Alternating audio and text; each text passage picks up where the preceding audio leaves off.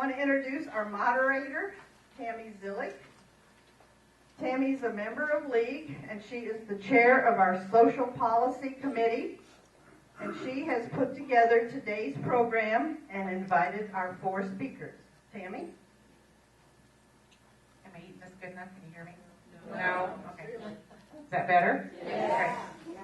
Very excited about our program this morning, Poverty in Johnson County. I'm just going to briefly introduce the 4 speakers, and they're going to come up one at a time and introduce themselves, and they do each of their parts.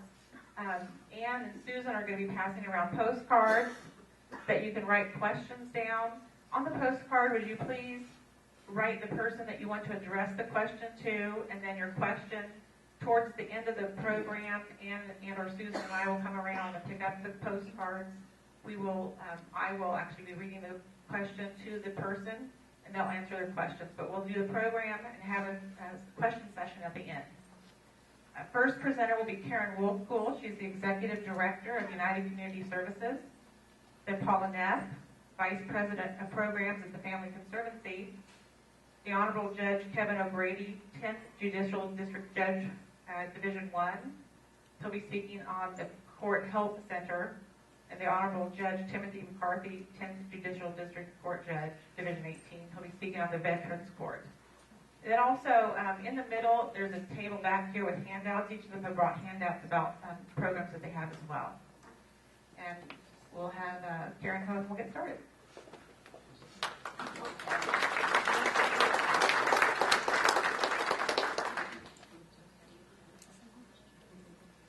Good morning.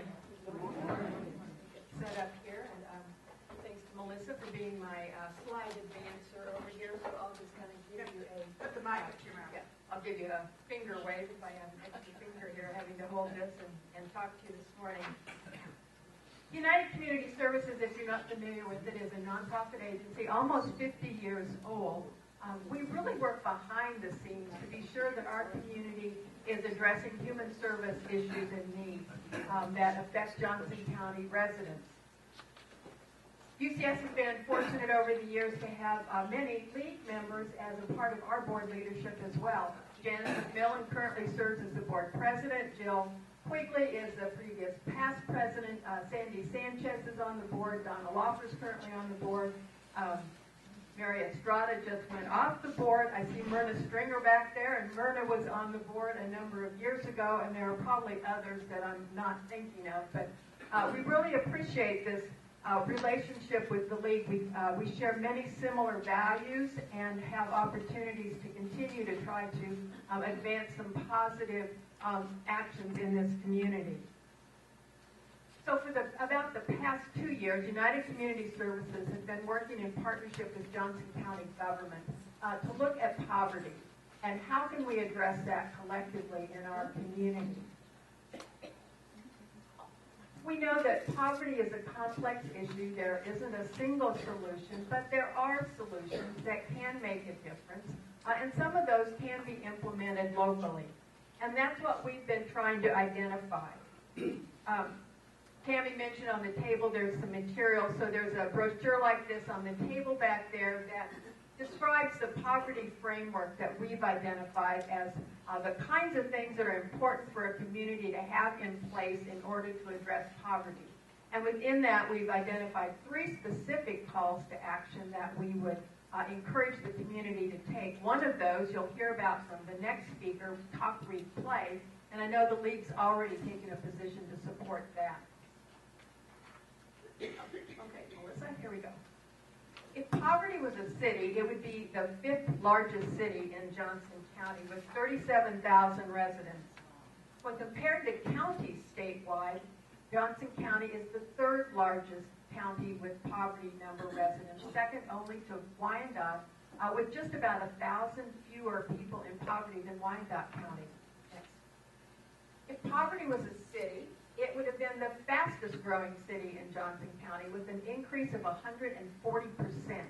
That compares to just a 26% population increase for the county as a whole. Next.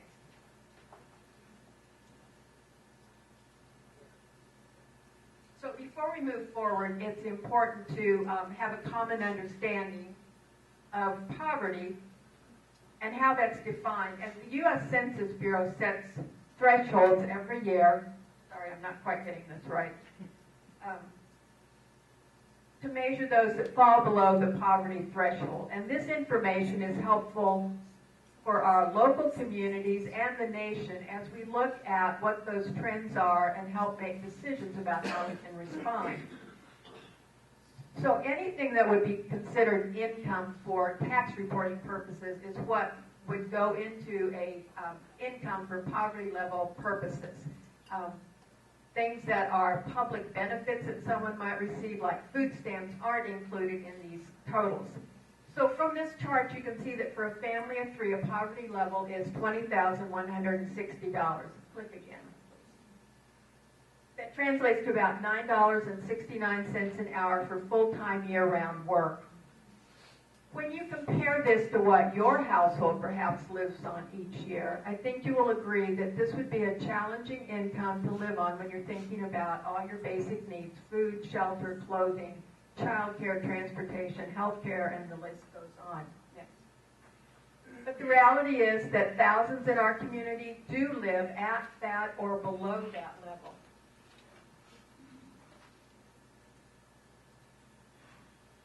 This chart shows the poverty rate in Johnson County, which is the percentage of the population that lives below the poverty level.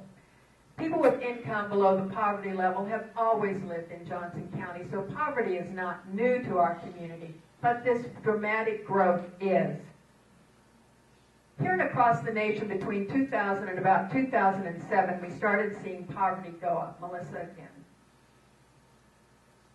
More people with poverty level incomes were moving into suburbs, as were people of all income levels. It was just a rapid growth for suburban communities. People moved here for good schools, good jobs, and safe neighborhoods.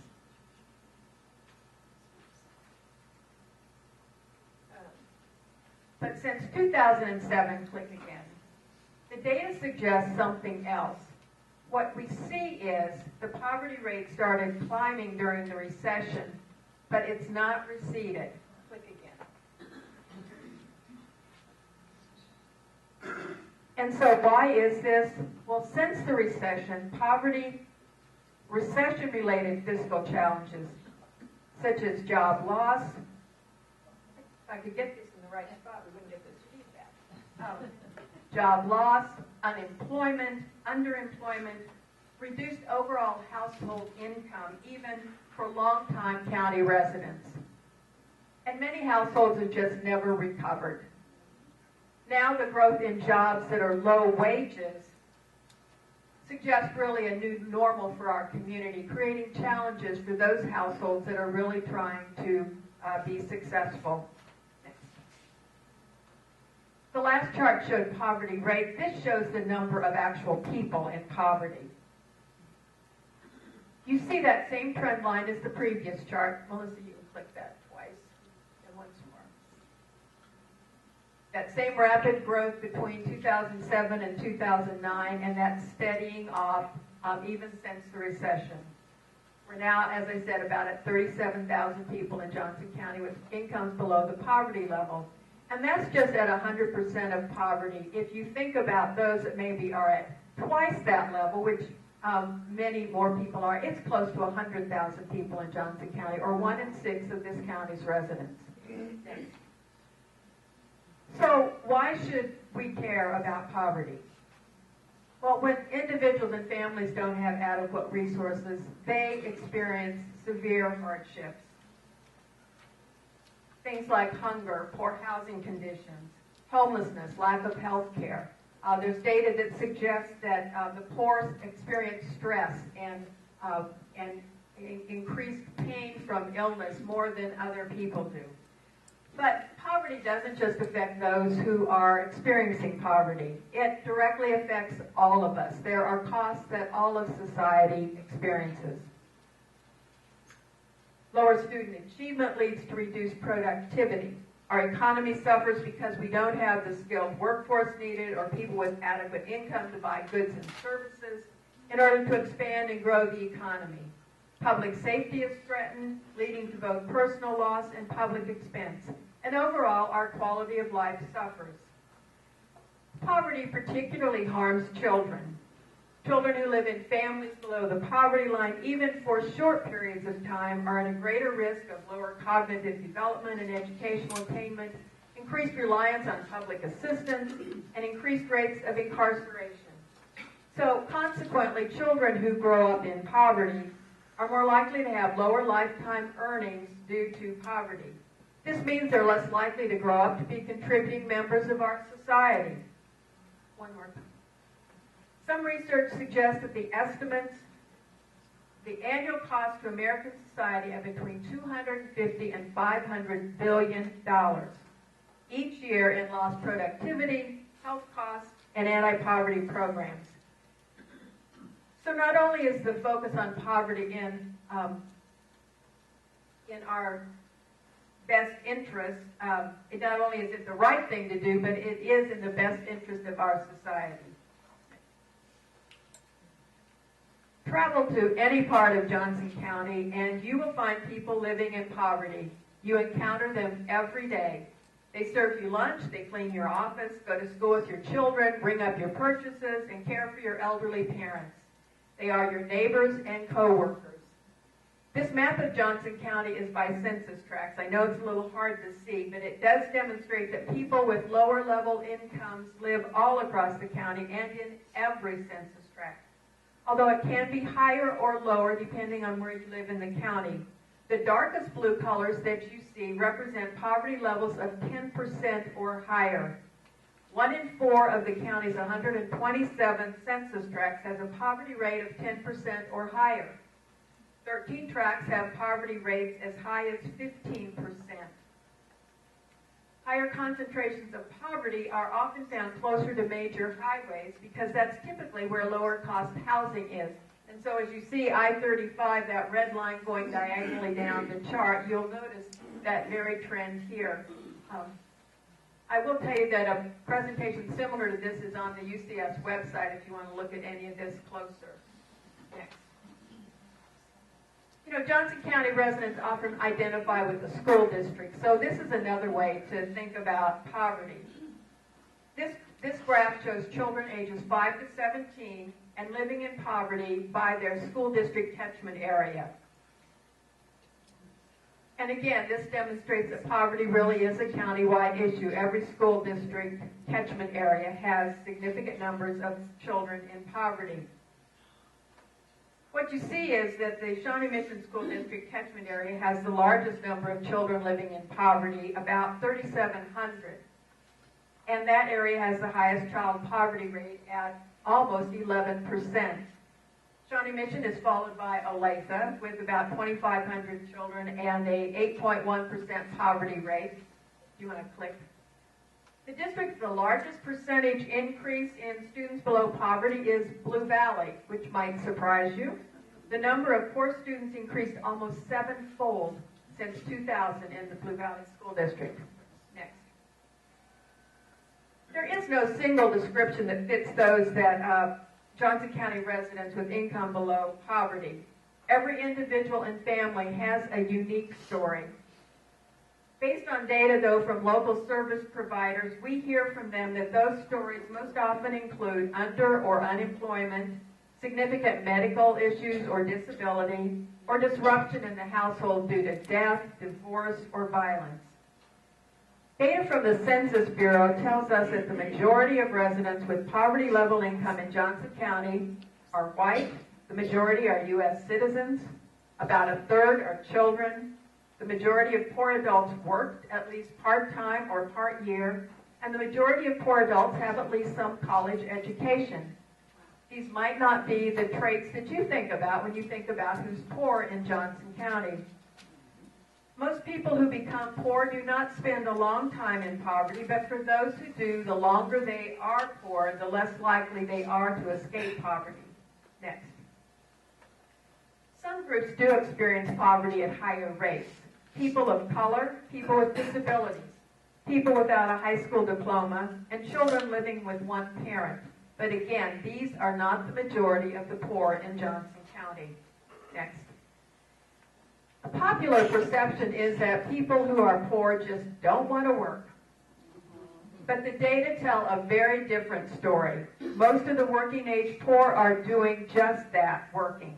However, they don't work enough hours or earn enough wages to rise above the poverty level. Nearly 1 in 6 poor adults worked full-time year-round, yet even with those full-time wages, they were poor. More than 6 in 10 worked at least part-time or part-year. Only 24% did not work. Often the jobs these workers hold pay low wages, offer only part-time or temporary work, may have unpredictable work schedules, and likely do not offer paid benefits such as sick leave. Nor do they offer opportunity for advancement, and as a result, the poor are working hard but not getting ahead. I'll close my remarks with 2 observations about kind of poverty here in Johnson County. I mentioned earlier that UCS and county government have been working on local solutions. What can we do locally to address poverty? But I think it's important to understand that while there are things local communities can do, to address poverty, we really need a much broader approach. They need to be state and national policies and programs and practices that can really address the scope of poverty. And without those, local communities really have limited ability to make a dramatic difference. And the other comment I'll make is that it seems like at every level we need a more civil, fact-based discourse on poverty. Misperception, blame, and shame, and the proliferation of low-wage jobs will not reduce poverty or create better opportunity for people in our community or across this country. My contact information there, I already said this, a presentation like this is available on our website, and I'll be here later to answer your questions. So thank you for the opportunity to speak with you this morning.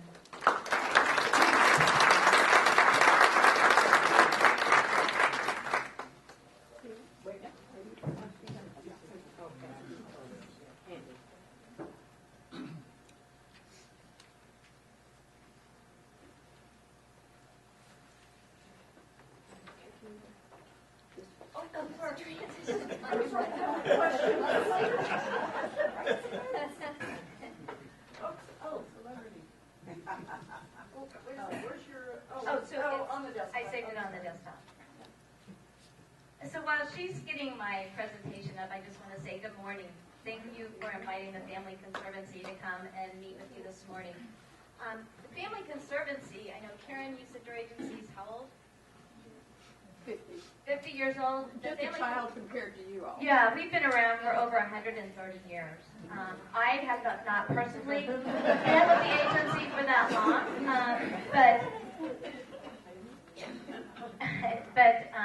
I see some familiar faces in the audience of other friends that have been with the Family Conservancy in the past. So thank you all for letting me come today and talk to you a little bit more about our agency and specifically around our Talk, Read, Play with Your Child Everyday campaign.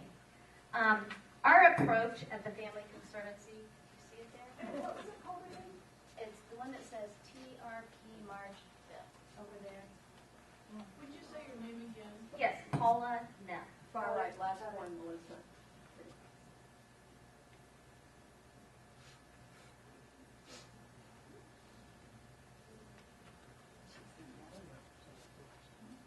So the approach of the Family Conservancy has always been a comprehensive one, focusing on quality early care and education, mental health counseling, anti-poverty, and quality parenting initiatives that focus on helping families break the cycle of poverty and raise successful and healthy children. Last year, we served a little over 73,000 families through our initiatives. F5 should open that thing. F5 should open that. That will view. You see slideshow? F5 will open it to full view. F5. Thank you. I don't use a lot.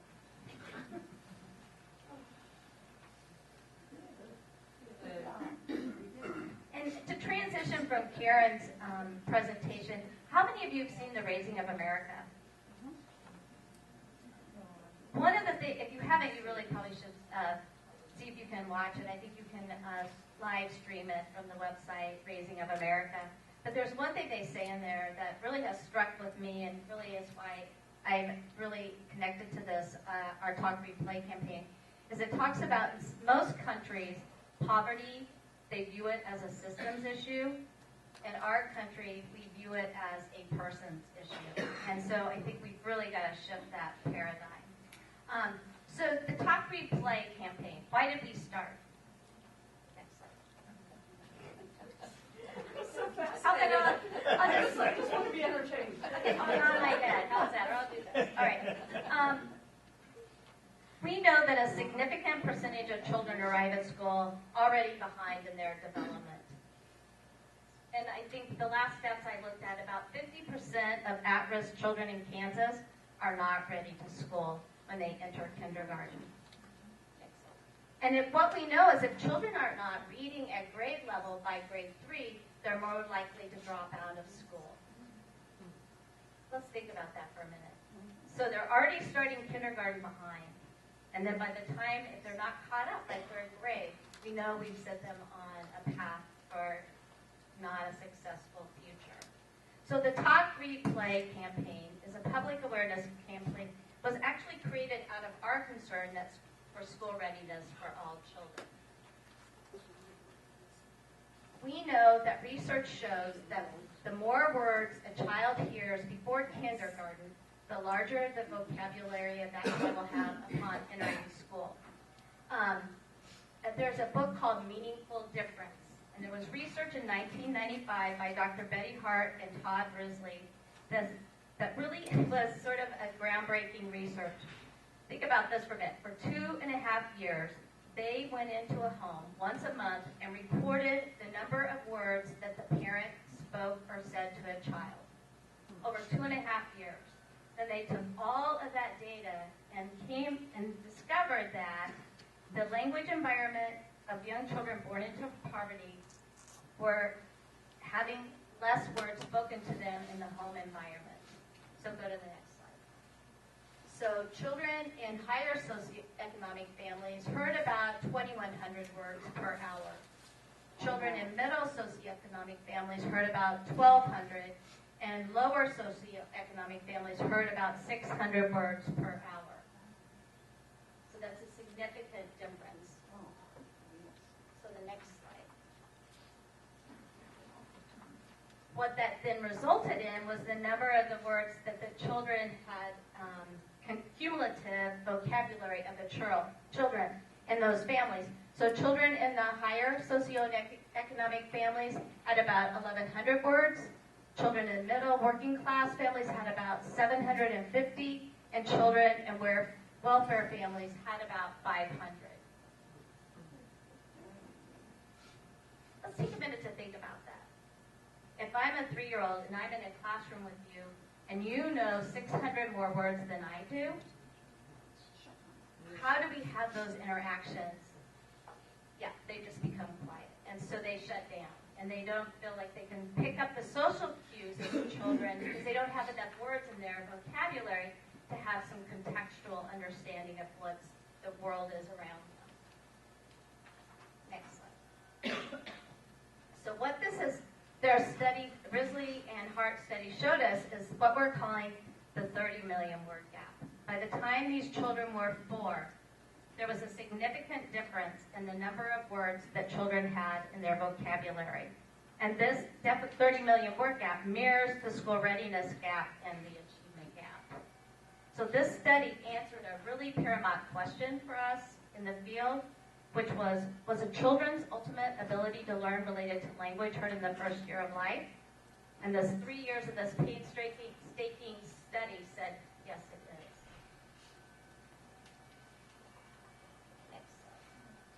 So what do we do about it? Next slide. Well, one thing we know, research also shows that if parents understand and have knowledge about child development, they'll actually speak more to their child. But it also kind of seems like this should be common sense. Why wouldn't parents be speaking to your child? And the American Library Association did a a presentation on child development and then did an interview of some of the parents at the end. And several of the parents said, wow, I didn't think it was important to talk to my infant. They can't talk to me, so why should I be talking to them? But now that I understand why it's so important, I'm going to start talking to my baby more frequently. And what we know is they also learned about the importance of the personal interaction. Because of their brain development, about 700 to 1,000 neuron connections are made every second in a newborn's brain. And so that can't happen without that personal interaction and stimulation in that child's world. And so it's not only about talking, but it's also being engaged with that back and forth. They call it serve and return. It's almost like tennis. You know, a baby coos. What does a mother usually say? Oh, aren't you so cute? You know, those are the things that need to happen for those neuron connections to be made in that baby's brain. Next slide. So based on that knowledge, we took the neuroscience studies about brain development of young children and really tried to simplify the message so that every parent and caregiver could use this to support their child's development. And so we broke it down into the 3 simple things that we want parents to do.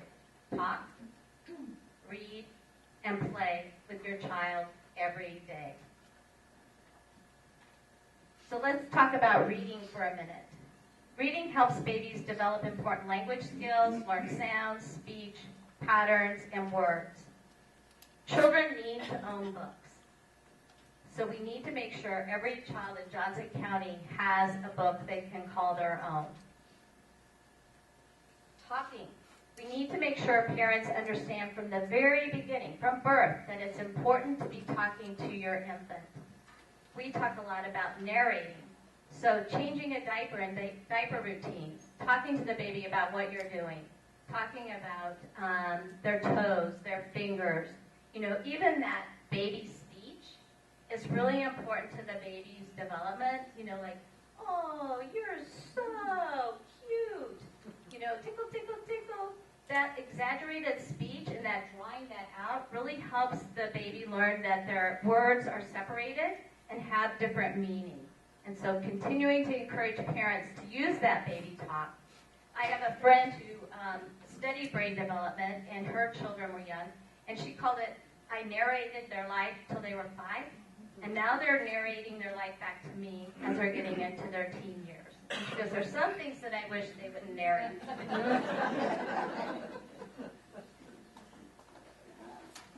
And play.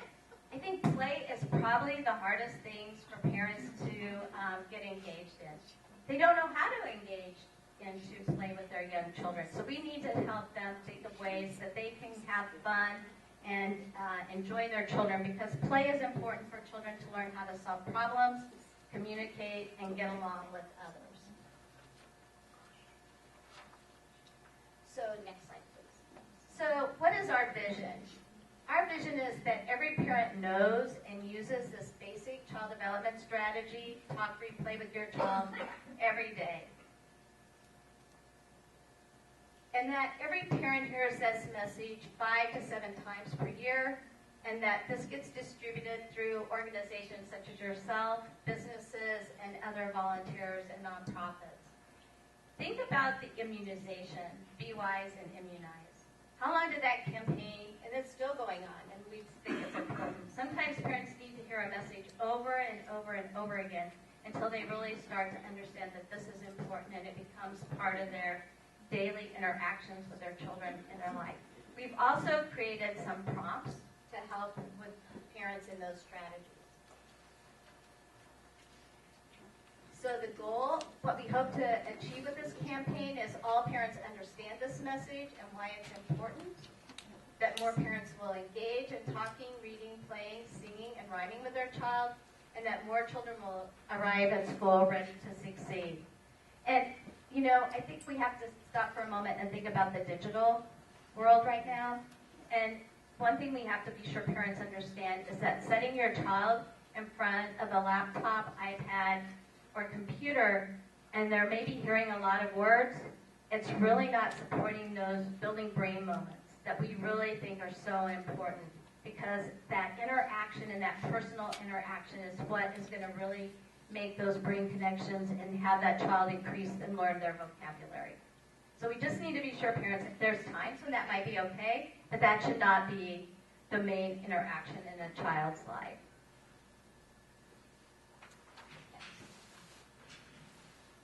So to assist in helping parents understand this campaign, next slide please. We put together a talk, read, play flyer, and I have some on the back, and I really don't want to take them back to the office today. So if you will please take some, and we can also get more. We wanted the message to be really easy and simple for parents to understand. But we didn't see this as just handing out a flyer. This isn't a campaign about paper, it's a campaign about people. So with this flyer, if you're sharing it with a parent in your life, or using it as for yourself, it's more about the discussion that goes along with the flyer and helping that parent understand why you are the most important person in this child's life. And your interactions with this child, and by talking, reading, and playing with your child every day, really does build their brain and can help them onto a successful future. And so we need to help parents understand that. On the back of the flyer are tips. And I know you can't read that from here, but they wanted to break it down because, like I said earlier, sometimes parents won't know what does that look like. And so the next slide. So the simple tips for big impact are like for infants, just really basic tips. Talk to your baby during bath time, playtime, diaper changing, and feeding time. Read. Let your toddler choose a book. Turn the page. Point to a picture. It's really hard for new parents to understand what book reading looks like with an infant. And so just talking to them about how simple it is with picture books. Tell a story about the picture. And turn the page and continue to talk about the pictures. And this is really hard, especially when we have parents who are lower reading ability themselves. And they're very intimidated by the thought of having to read to their child. But just giving them simple tips will make them feel successful and help their child on this trajectory for success. For toddlers, that was the book. Preschoolers, play, pretend, cook, clean, care for babies, dress up, and work. I think the art of play has gotten lost in a lot of our families. We're a very busy society. We're always on the move, and we seem to have a tendency to want to get our children into extracurricular activities, which are fine, but we need to also give children time to step back and have playtime. And it's really important that parents engage in that playtime with their children.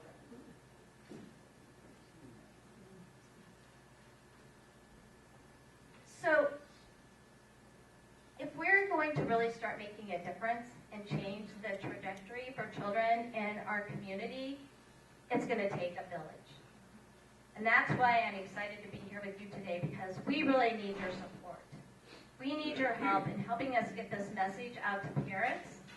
It doesn't matter what socioeconomic status they're in. Every parent needs to hear this message.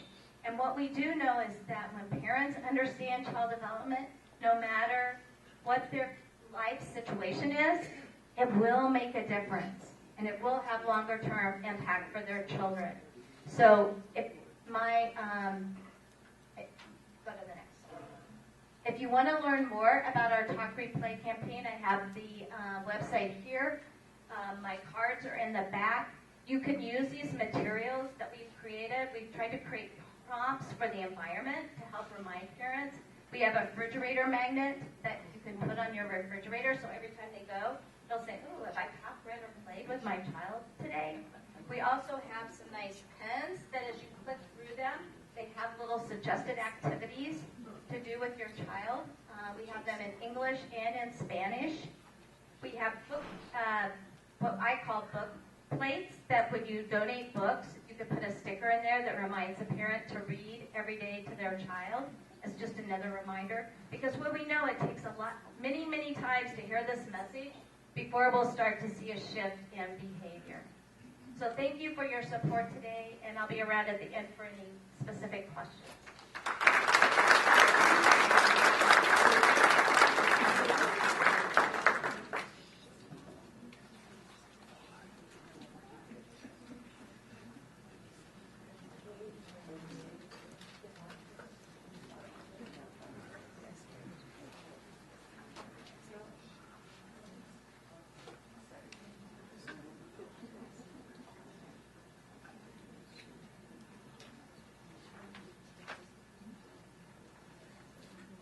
While she's getting that set up, I'll go ahead and start talking here. One of the things I learned when I got sworn in as a judge is I have to talk louder. So hopefully you'll be able to hear me. I hear that a lot. Speak up, speak up. The other thing that's been a little difficult is I'm a walker, and having a job now where I sit at a desk or sit behind a bench all the time is a little bit difficult for me too. So if I start wandering and you can't hear me, please let me know as soon as possible.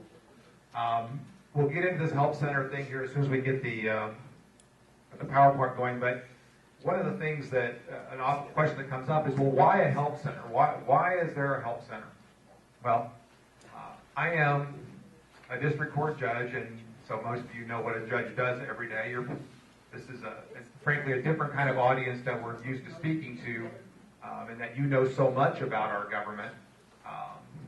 Most of the groups we go and talk to don't even know the difference between the judicial, the executive, and legislative branch, and you all do, so I don't have to go into that.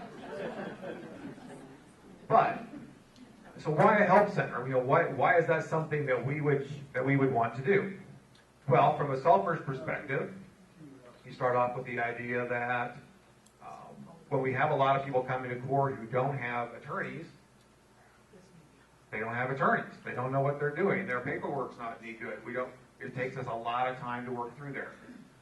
So that's the simple, easy answer for why we would have a help center. But the real reason that we started a help center, because that's been a problem for a lot longer than I've been a judge, and probably a lot longer than I was a lawyer, which is a long time. The real reason is that everybody in our country deserves access to justice. Our Constitution tells us that you're supposed to be able to have redress to your legislatures, redress to your government. You're supposed to have access to justice. And that shouldn't be dependent upon whether you have money or not. Obviously, that's a big discussion in our country right now, is what is the access to government, what is the access to justice, and how should that depend on money? But a lot of courts, Johnson County certainly is not the first court to deal with this, but we are the first in Kansas to address it head on with the concept of a help center. Okay, so we're gonna start without the PowerPoint and just go as we can here. We have the PowerPoint up, But the light is gone. That's all right. It's great to do this, and we're going to have a road show here with UCS and the Family Conservancy, because so much of the things that I would want to talk about to explain why a help center is important, they've covered. Fully 50% of all the cases I see, I have a family court docket, I should explain that.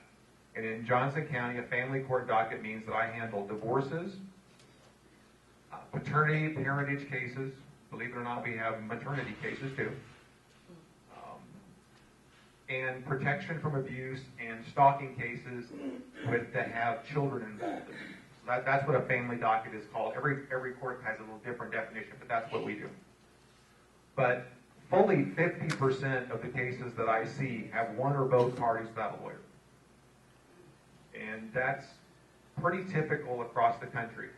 If you go some places like California now, by the time a case gets to final resolution, it's 90%. The legal profession is pricing itself out of the normal, what I consider a normal price range. The folks, she showed you the concept of poverty and what it takes to be a family of three in poverty in Johnson. Was it like $21,000?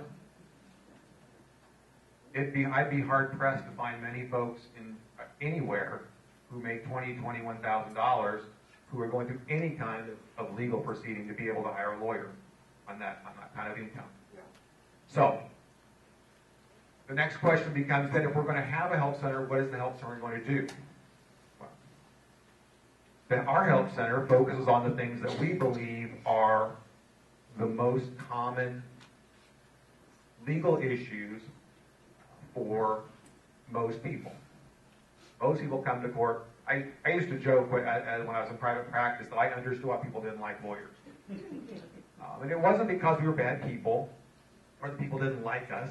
It was because when you thought about it, there were generally very few times that you met with a lawyer or you went to court that something bad hadn't happened. You were getting a divorce, somebody died, you got accused of a crime. The best case scenario in all those situations isn't good. If you're going through a divorce, you're still going to be divorced at the end. You've been accused of a crime. Your best case scenario is you didn't do it and you get acquitted. And on the third situation, somebody died, they're still dead after you go through the probate. So, I mean, I get that. So that's what we try to do. We try to take these things that are what happens to most people and provide them information and access to the forms that they need. Oh, good, here we go. All right. Go ahead.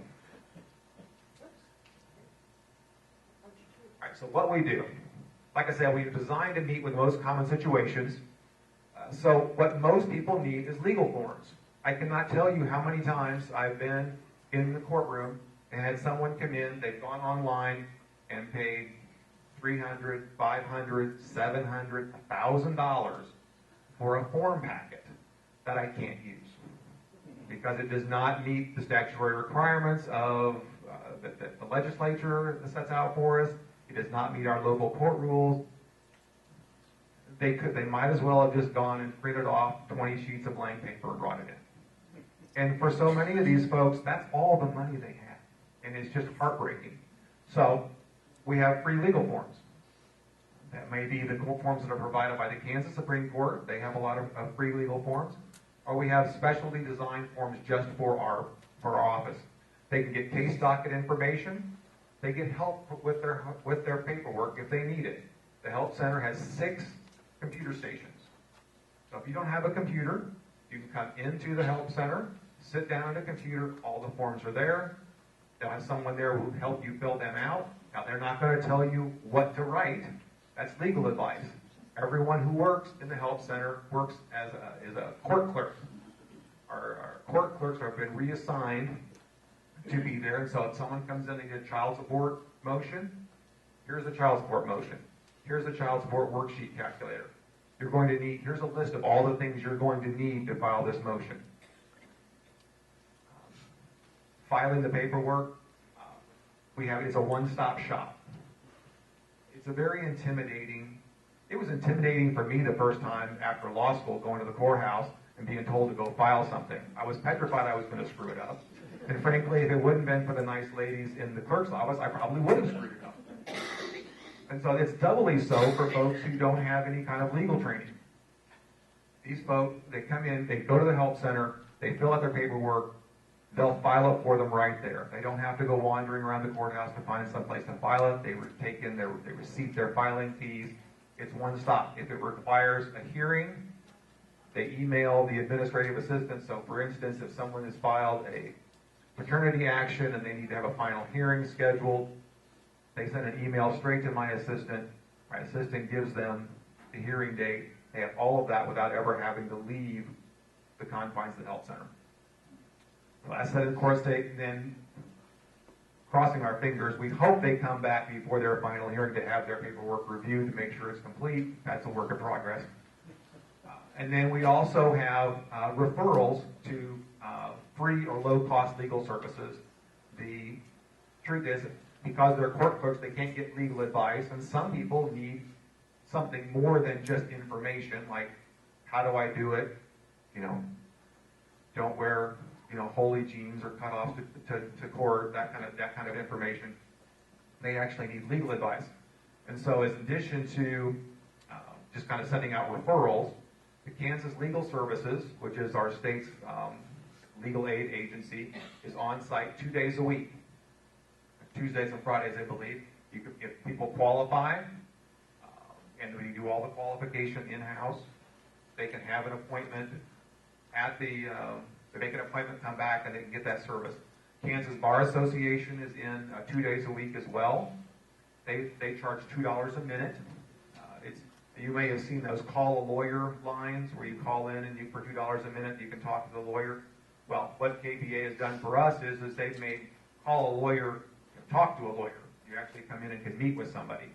And that is primarily staffed by a gentleman from Topeka in the Kansas Bar Association, and what we call emeritus attorneys who have retired and are looking for something to keep themselves busy. So they come in and they still get to work a little bit. And then we also have what we call a resource navigator. Folks that coming in for legal problems, if they can't afford legal problems, they probably have other problems as well. And so we have a full-time person on staff who will refer them to rent assistance, food assistance, mental health referrals, anything that they might need in a legal matter. So go ahead. Here's a real quick list of just some of the things that we do. Like I said, divorce, maternity, child support. See, a lot of it's family-oriented because that's frankly what the biggest chunk of cases that come in. But we also do adult name changes. We have a lot of rent, possession, and eviction cases that come through. We've also just started doing guardianship and conservatorship reports. Those things are all available, but a lot of people just don't do them because it's kind of difficult. I mean, it seems once people get trained up on how to do it, I think they can do them easier themselves, but it's just nice to have there. And we're looking to expand. I think the next thing may be misdemeanor expungement or something else. Numbers that the Help Center opened in May of 2014, 116 persons came through. The Help Center initially was just 3 computers up against a wall and a clerk at a little desk beside it. By October of that year, we got a permanent space, and in February of this year, we had 412 in-person people in the Help Center. Now, that does not include those who met with attorneys. There was another 38 of those. It does also not include all the people who visit the Help Center online, those who are calling in or emailing in. Everything at the Help Center, all of our forms are available online. You do not have to come into the Help Center to get the forms. You just have to come in to get the help. So there's a little chart there. It's kind of hard to see, but you can kind of see the trajectory of the way things have gone. We have 18 people a day is our average. In February, I just got the numbers for February. Didn't get any time to do the PowerPoint. But in February, we averaged 21 people a day. And we had our highest month ever, 421 people in addition to. And that's with no advertising. You're one of probably the second or third, you're probably the second outside group we've talked to about the Help Center. So our poor clerks, the ladies who are working there, are absolutely petrified that I'm going out and telling people about the Help Center. They're really scared that they're going to have 600 next month. Another thing we're doing is so many of the folks who are unable to afford attorneys can't afford to take off work either to come in to see attorneys. So actually next Tuesday, the 8th, we are our very first night court. We're going to be scheduling folks at 5:30 in the evening. If you have a settled divorce case or a settled child support case, anything that doesn't require much more than just coming to court and getting your documents approved, you can be scheduled on the night court. It's a first come, first serve. We're going to see how it goes. We've got our first 3 Monday night. April and May already have, I think, 8 or 9 cases scheduled. So they're already talking about adding. We're just going to do it once a month, but they're already talking about adding two days a month.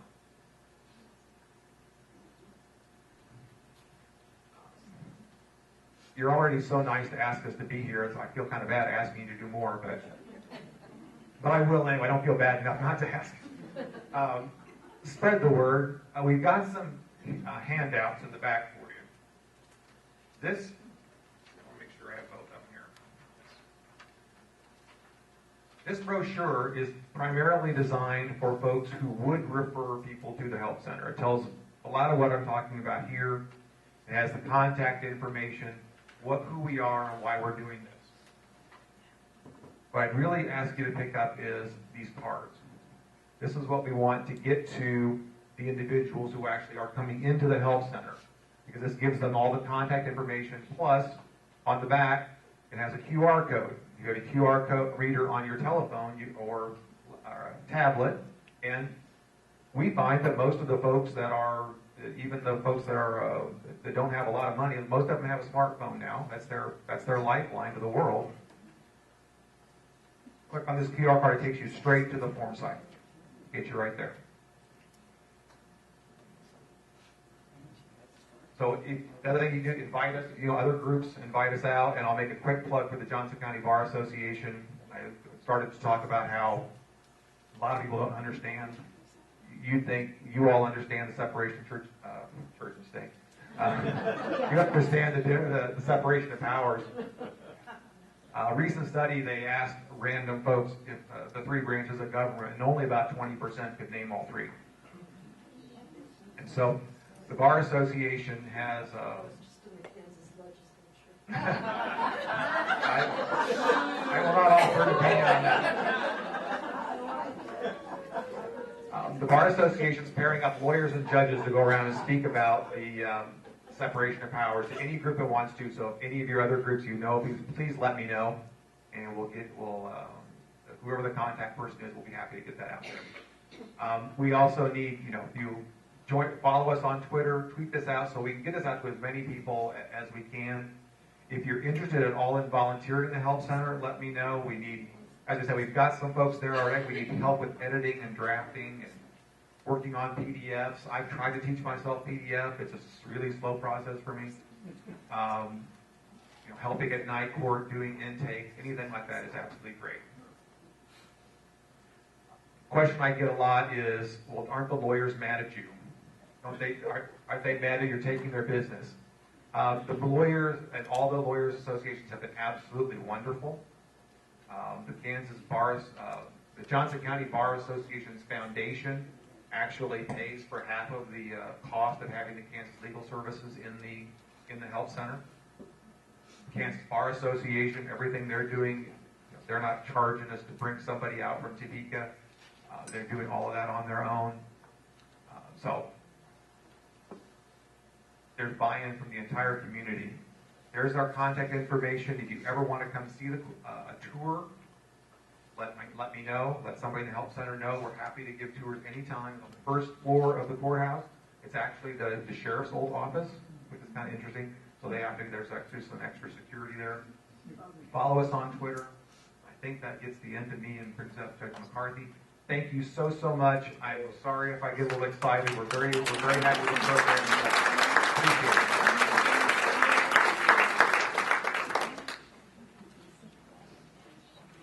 Would you say whether you're at the district court in KCK or you're Olathe.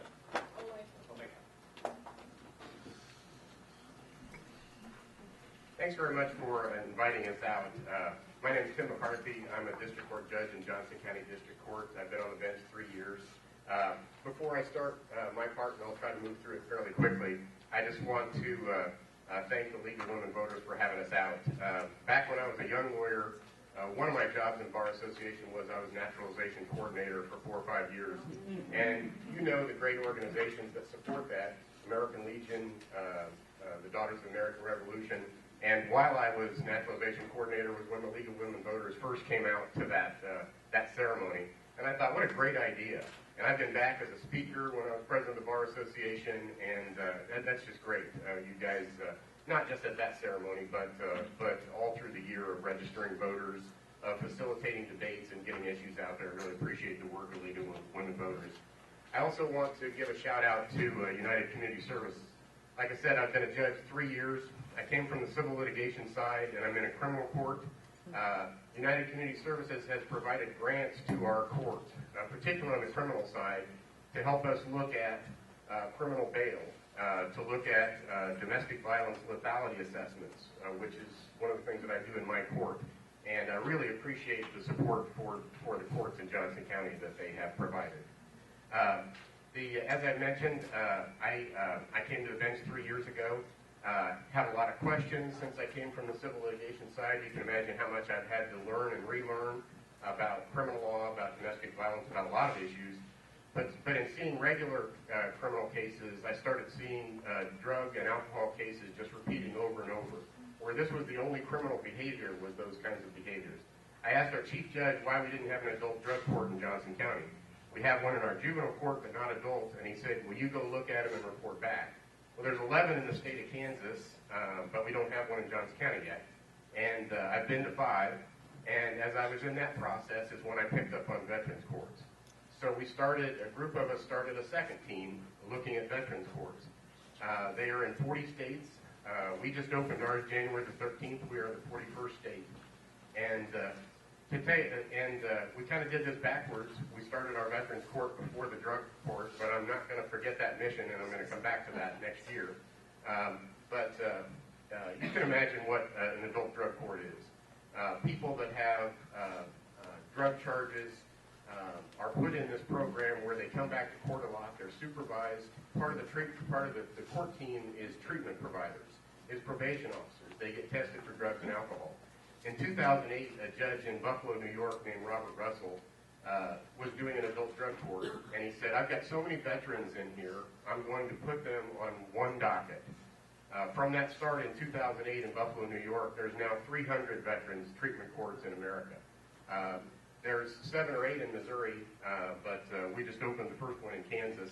I've been in operation, our team's been in operation 7 weeks, and I've been contacted by 4 Kansas counties and 2 municipal courts about starting veterans courts. So it's going to spread a lot more. If you go to the next slide. It took us 18 months to get this court up and running, which sounds like a really long period of time, and it was. But we had to start from ground zero since we didn't have the adult drug court. We formed a team that is 15 people on our court team. There's 10 there every 2 weeks when we call court. But we had to get the buy-in of the prosecutors and get the VA working with us. We're kind of the 2 key components of it. We started planning 18 months ago, visiting other veterans courts in Missouri. We put in for training in November of 2014, and we were selected as one of 30 jurisdictions in 2015 to be trained. An organization called Justice for Vets out of Washington, D.C. that trains these courts came out and trained us in September of last year. They then sent, for 3 days on site, they then sent us to Tulsa, Oklahoma, which was one of the first courts to start like this. And so we've had a lot of training. We've been planning. We've been forming a steering committee. We've been getting a lot of support, drafting documents. And we were hoping to open up shortly after that September training, but we moved it back to January of this year. We had a great opening ceremony. I asked the Chief Justice of the Kansas Supreme Court to come and be our opening speaker. He's a Marine veteran. His son's an Army, Iraqi, Afghanistan veteran, and it was great. We have now, and you can go to the next slide, who is it that we're going to be targeting in this court? Obviously, it's going to be veterans that have a criminal charge. And how are we going to find them? When I first asked this question, I asked somebody with county government why we don't have a veterans court, and they said we don't have enough veterans. I asked the court administrator, who was a veteran, and he said we don't have enough veterans. You know, and we've got over 30,000 veterans in Johnson County, but I think what they meant was not enough with criminal charges. So then I went to find out, is anybody counting them, and the answer was no. I had court services start to try that process, and they thought it was 35 active cases. I went to our computer department, which is incredible, and one of our teammates, Barry Haldeman, is in the computer department as a Navy veteran. He found there were 62 veterans with active cases and over 120 on probation. So we had a lot bigger population than we thought. I've been to 4 different veterans treatment courts. When you go down to Kansas City, Missouri, and Jackson County, you see half their folks are homeless veterans. And I thought, well, we're not going to see that in Johnson County. Well, we've been in operation just a couple of months, and I have a homeless veteran in Johnson County. Didn't think that we'd have that. But in any event, and you can go to the next slide. And people ask me who are the folks that are going to be coming into this? Veterans that have a lower level felony or misdemeanor. And by that I mean, and I think you can go to the next slide where we talk about and actually I think we may have passed the one, but the biggest crimes that you can think of are, there's 10 levels of felonies in Kansas. 1, 2, and 3, you can imagine what those all are. Those people are not going to be able to apply. Neither are sex offenses. But people below that level of felonies and misdemeanors who are a veteran can apply for our court. And by apply, I mean that they can apply to the DA's office, where we have a separate diversion packet to get their case on a diversion track and entered into our court. The key to this is treatment. You know, when you hear Veterans Court, you got to remember that treatment's part of it. Veterans Treatment Court. Just like the adult drug courts that we're going to try to get to in the future, the key is treatment.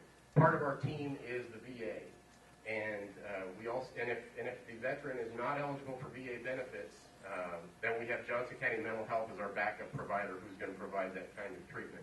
But whether or not they're eligible for VA benefits, whether or not they were in combat or not, they're going to be able to apply for our court if they're below that level 3 felony level.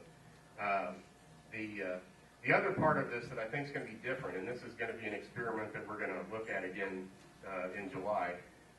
In Jackson County, the judge who handles that court, Drug Treatment Court and Veterans Treatment Court, is the equivalent of the Kansas magistrate, and he's got to get these cases into his court from the criminal courts. Since I am a criminal court, I said, well, why don't we just put all of them in my court? And so we just started doing that. So everybody below level 3 felony, everybody who's arrested now in Johnson County is asked, did you serve in the U.S. military? Now, we were told by Jackson County, they said, don't ask, are you a veteran, because some young guys won't respond to that question. And they said that some people won't even honestly answer that question. And I can imagine that there's some embarrassment, or you're wondering what's going to happen to your benefits. But in any event, everybody's now asked, did you serve in the U.S. military? So everybody below level 3 is going to be routed to my court. So they'll be able to know about this court. Judge Kelly Ryan's the other judge who's working with me on this court, and our 2 prosecutors are going to be able to look at all those people in one spot. If they want to apply through a diversion, there's also going to be a way to come in on probation. We're going to look at them as a team. The VA is going to evaluate them and tell us about their service, evaluate them as to whether or not they've got PTSD, traumatic brain injury, depression, substance abuse issues, those kinds of things. Our probation officer also interviews them, and we get that information before we come in. We just started 7 weeks ago. We started with 4 on our first court. We have 7. We're going to have 4 or 5 that we're going to staff this week. I expect that we'll have 25 by the end of the year and be in the 40s next year, which doesn't sound like a huge number, but not everybody's going to apply, and not everybody's going to be approved. Some people that we've turned down, unfortunately, have been because of too much criminal history. You know, we're looking for a perfect candidate as to somebody who went in the service. They went to Afghanistan, they came back, they have PTSD. Now they have a substance abuse issue that they're using to treat their own PTSD. And we've seen that over and over again already, just in the short time that we've visited courts and been in operation. I mean, it's been great, even in calling 5 dockets. I mean, seeing the difference in these guys just in that short period of time. And some of these guys who've been waiting for us to open, who we've been watching, who've been going through PTSD treatment, it's been pretty incredible to see them engage in this process. A lot of the criminal defense lawyers ask me, they go, well, what's different about this than a probation or a drug court or something else like that? And here's the difference. When I first went to Veterans Treatment Court versus the drug courts, I sat in the back of the room the first time before going to the staffing meetings and all the other courts, and you could feel that bond in the room just because they were all veterans sitting in that room. The second part was that the VA is part of it. When the judge comes out, the VA is sitting right there with their laptop open. They say that this gentleman has been evaluated. He has PTSD. He's going to start the PTSD clinic next Tuesday. He's going to live at the domiciliary and level, that kind of information is right there. The other part is the lawyers don't come up with them. We have a prosecutor and a public defender, but they sit at the tables. They're assigned a veteran mentor who walks them up to the podium, steps back a couple of steps, and stands at parade rest while I address that veteran. And those are the things that are really different. And as we were told in our training in some of these courts, these guys are used to working in a system, and if we can re-engage them in the system with veteran mentors and with the VA and with treatment, that it's really going to be effective. And like I said, I pulled out a few slides, but the VA is really an important part of this. The veteran mentor is really an important part of it. We have 7 volunteer mentors, and we're getting more volunteers all the time. That's one thing that we will need in the future. Last week at our docket, we had a mom of a veteran who died in Afghanistan, and she is a Marine, and she's volunteered to be our first woman mentor, because we don't have any yet, but we are going to have women veterans in our program as well. And I'll close with this. The judge that started this court in Buffalo in 2008, he has statistics that are well over 90% success. And you say, well, what does success mean? Everybody who graduates his program, over 90% don't get a new charge for 2 years. And since these are new courts, they don't have any stats beyond 2 years. But everybody that I've been to has had 90% stats. Now, there's some people that 15, 20, 25% people that don't make it through the program, that are going to get kicked out of the program, go have to do a regular probation, diversion, or serve their time. But still pretty good statistics of the people that graduate, the success rate. And like I said, in the short period of time, I've seen it already. But I will leave it with that, and thank you all very much, and I'll be here with the others to answer any questions. Thank you.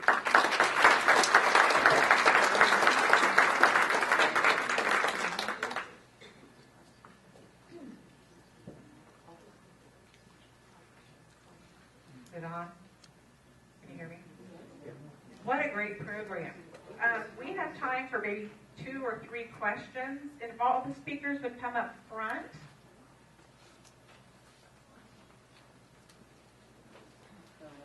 While they're coming up front, I'm going to go ahead and ask the first question.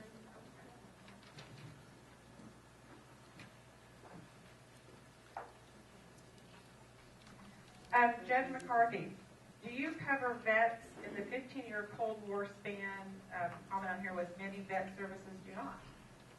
And we have another microphone. Let me put one over here and you keep that one over there. Okay. Yes, and like I said, you can apply for this court as long as you served in the United States military, and you don't have to have been in combat. You don't have to even be eligible for VA benefits. The one proviso that we have is you have to be a Johnson County resident, because our backup provider is Johnson County Mental Health. So until we find a secondary provider, you have to do that. But there's no restriction on when you served, where you served.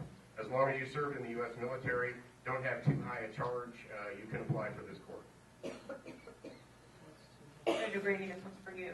Do you offer bilingual interpreters? Fortunately, in Johnson County District Court, we have a full-time Spanish interpreter on site. So, assuming that he's available, or one of the part-time interpreters available, yes, they're there. We also have, I think, 2 folks now in the clerk's office who are not trained interpreters but do speak Spanish, so we have that availability. If it's not Spanish speakers, it does require us a little planning. But as long as we know, we can get an interpreter in. Karen, are the poor registered to vote? And if not, what is being done to help to get them out to vote? Well, thank you for asking me a question I can't answer. Yeah, you know, the national data would suggest that not at a high rate are low-income individuals registered. And recently, to my knowledge, there really haven't been any efforts. Probably 10 or 15 years ago, there were serious efforts to register poor and to engage nonprofit agencies to do that work, but they no longer can do that. So there are some barriers to getting low-income individuals registered. And Paula, I have one here for you, but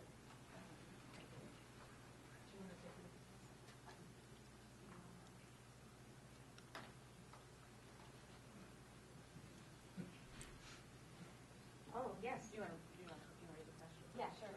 Is this, okay, so the question is,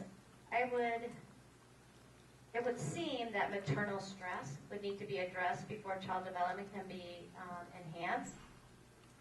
Also maternal verbal language deficits, any programs here.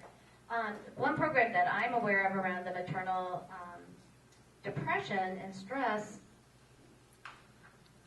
well, I know about mental depression. We have a program called Moving Beyond Depression. So we work with young moms or any mom that has depression to help them and provide counseling service because we know that does have an impact on their child. Maternal stress does need to be addressed, and I think that any programs here, no, no, but I think it's something that we need to be thinking about. Parents as teachers. Parents as teachers, would yes, be a most resource. definitely, and I think that we really does help with parents. We would try to identify those parents Mhm. that were experiencing stress or mental health issues, and then try to get them into the services they need. Mhm. And at the same time, we would be encouraging them to continue to talk, read, and play with their children, Yes. because the child's development is not going to stop while mom or dad is getting help. So that's an important part of what we try to educate parents into, is that your child's going to continue to grow and develop regardless of your situation. And so I'm so glad you're here because Parents as Teachers is one of our partners Yeah, in we this use you guys effort. a lot. Yeah, a lot, and I have to say that they've been threatened a little bit in the budget, the Kansas budget. So we need, I don't know if that's okay for me to bring up, but it's, we need everybody advocating that we keep that program accessible for all families and that it doesn't become one that you have to pay for. Right. Because then we know we won't reach everyone we need to reach with that important program. And I think we'll go ahead and stop with those 4 questions.